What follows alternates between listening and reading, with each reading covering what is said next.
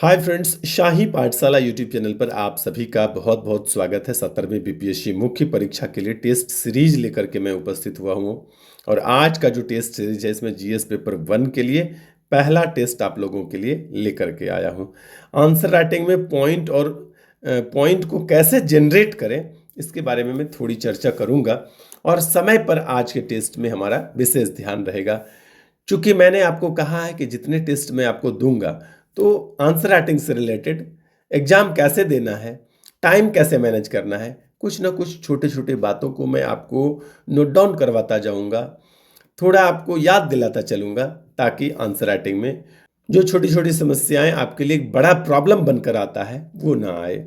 तो यहाँ पर मैं आज टाइम के बारे में चर्चा करने वाला हूँ कि टाइम को कैसे मैनेज किया जाए, टाइम के बारे में क्या किया जाए। मैं यही कहना चाहूँगा कि आपको 180 मिनट यानी 3 घंटे में कुल 8 प्रश्नों के जवाब देने होते हैं। यदि इसको भाग देकर देखें तो 22.5 मिनट एक प्रश्न के लिए आपको दिए जाते हैं। 22.5 मिनट में एक लॉन्ग टाइप के प्रश्न के उत्तर को लिख पाना बहुत आसान नहीं है। यह कठिन कार्यों में से एक है, क्योंकि उस टाइम में इसी 22.5 मिनट में प्रश्न को पढ़कर यह समझना कि हमको किन किन बिंदुओं पर इसके उत्तर किस रूप में देने हैं और जितना आपने सोचा इसको 22.5 मिनट में लिखकर प्रस्तुत भी करना है, बिना कलम रुके फिर अगले प्रश्न पे भी चलना है। कंटिन्यू 22.5 मिनट से जैसे ही आप थोड़ा ज़्यादा समय लेते हैं, अगला दूसरा प्रश्न लिखने के लिए आपका समय घट जाता है। इसलिए जब भी आंसर राइटिंग करें तो आप समय को सेट करके आंसर राइटिंग करें। समय को बिल्कुल भी इग्नोर नहीं करना है। जैसे आप समय को इग्नोर करेंगे तो फिर आपको नुकसान होगा। तो मैं यहाँ पर आज 4 प्रश्न आप लोगों को दे रहा हूँ। तो 22.5 मिनट के हिसाब से आपका 4 प्रश्न का कितना हो जाता है, 90 मिनट। 22 दशमलव मैं कलर थोड़ा चेंज कर लूँ, 22.4 और गुना फिर से मैं नहीं 22.5 गुना 4, तो ये जब करेंगे तो ये हो जाएगा आपका 90। तो 90 मिनट का समय मैं आपको 4 प्रश्न लिखने के लिए यहाँ पर दे रहा हूँ। आप 90 मिनट में इस 4 प्रश्न को ईमानदारी से लिखेंगे। इस अपने लिखे हुए आंसर राइटिंग का पीडीएफ बनाएंगे। पीडीएफ बनाना, जैसा कि आप लोगों को मुझे लग रहा है कि मालूम ही होगा, बहुत आसान काम है आज की डेट में। तो पीडीएफ बनाएंगे और नीचे डिस्क्रिप्शन में टेलीग्राम का लिंक दे करके मैं रखा हूँ, वहाँ पर आप इसे पोस्ट कर देंगे। आपका जो उत्तर लेखन होगा उसको मैं बारीकी से पढ़ूंगा। आपके उत्तर लेखन में क्या अच्छाइयाँ हैं और क्या कुछ कमियां हैं, मैं दोनों को रेखांकित करके आपको बताने का प्रयास करूंगा। जिसका आंसर राइटिंग सबसे अच्छा होगा उसके आंसर राइटिंग को लेकर के, उसके पीडीएफ को लेकर के एक वीडियो भी बनाऊंगा, जिससे आप लोगों को अच्छा आंसर राइटिंग करने में भी मदद मिल सके। यदि आप लोगों में से लगेगा मुझे कि किसी का ये पार्ट अच्छा है, दूसरे का दूसरा पार्ट अच्छा है, तो यह भी मैं बताने का प्रयास करूंगा। तो सभी लोगों से विशेष निवेदन है कि आप लोग आंसर राइटिंग करें और मेरे दिए गए नीचे जो टेलीग्राम का लिंक है उस पर, टेलीग्राम पर, शाही पाठशाला के टेलीग्राम पर पोस्ट करें। मैं आपके लिए, आपके साथ मेहनत करने के लिए तैयार हूं। आप लोग मेहनत करते रहें, निश्चित ही कुछ अच्छा होगा।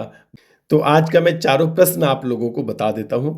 पहला प्रश्न जो टिप्पणी लिखने के लिए मैंने दिया है, शॉर्ट टाइप के प्रश्न है, 2 की संख्या में। भारत परिषद अधिनियम 1909 आपसे मैंने पूछा है और दूसरा बिरसा मुंडा आंदोलन पूछा है। दूसरा प्रश्न है, भारतीय उपमहाद्वीप में बौद्ध आदर्शों के प्रचार में मौर्य कला और वास्तुकला की भूमिका पर परीक्षण करें। मैं आंसर राइटिंग में एक बात और भी आप लोगों को बता दूं कि मौर्य कला तो आप लोग पढ़ ही लेते हैं, लेकिन मौर्य कला में यहाँ पर पूछा क्या है ये बहुत इंपॉर्टेंट है। आपने जो पढ़ा सिर्फ उसको लिख कर आ जाना, ये अच्छा आंसर राइटिंग नहीं होता है। बीपीएससी एक ही प्रश्न को रिपीट करके भी पूछता है, लेकिन मौर्य कला में यहाँ पर बौद्ध से रिलेटेड, बौद्ध आदर्शों के प्रचार में मौर्य कला की भूमिका बताना है आपको।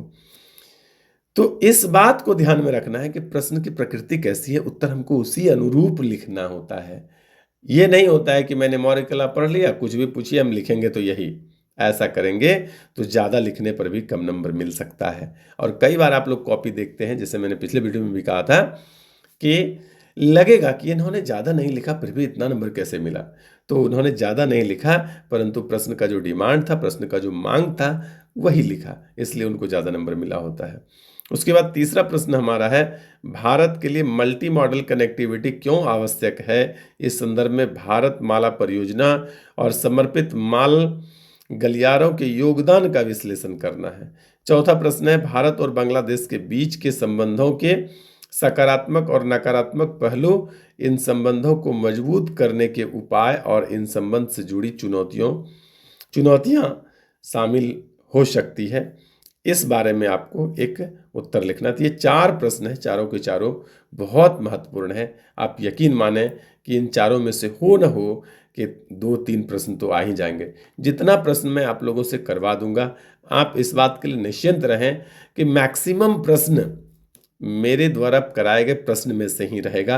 रेयर हो सकता है कि अलग से भी हो, लेकिन कुल मिलाकर के 8 प्रश्न के उत्तर लिखने होते हैं। आपको मेरे दिए गए प्रश्न में से 8 मिल जाएगा। मैं अंतिम रूप से एक बार यही कहना चाहूँगा कि जैसे मौर्य कला है, तो हो सकता है मैंने प्रश्न को फॉर्मेशन किया इस रूप में, तो मैं ये बिल्कुल नहीं कह रहा हूँ कि इसी फॉर्मेशन में आपको प्रश्न पूछा जाएगा। फॉर्मेशन बदल भी सकता है। आप मौर्य कला यदि तैयार करते हैं तो मौर्य कला से रिलेटेड विभिन्न या सभी पहलुओं को मैं कहूँगा कि तैयार कर लें। जो पूछेगा आपके कलम में इतनी ताकत हो कि हम लिख पाएँ। तो बहुत लंबा वीडियो नहीं हो, बहुत बड़ा नहीं हो, इसलिए बने रहिए नियमित रूप से शाही पाठशाला के साथ। आपके लिए पुनः वीडियो लेकर के मैं उपस्थित होऊंगा। बने रहिए शाही पाठशाला के साथ। धन्यवाद।